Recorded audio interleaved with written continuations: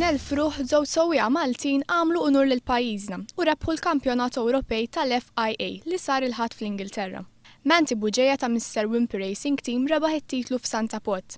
Malti ieħor Lidano ta' Kalanċ Racing Team daħal fit-tieni post. Malti Buġejja għamel il-finali f'ħin ta' 5.36 sekonda. Buġejja spjega ma' News kif fl-aħħar din il-ħolma saret realtà. Tgħaddi minn ħafna tfakija, tifhem, ta' konna ħadna sem 12 sen ilu, fija aħna konna ġejna t-tieni.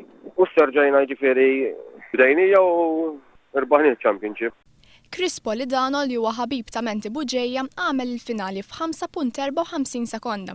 Gburi ġejt insuq ġal-Ewropa, ġejt insuq ma' drivers professjonali ħafna, tajbin kollha id-drivers u provajt biex niġġieled tal-kampjonat u ma kellix ċans bil-karozza tiegħi. Xtaqta ħafna dit-tiġrija li nsuq ma' Malti stess għax huwa mekkanik tiegħi jsewwi l-karozzi li nsuq Malta bihom.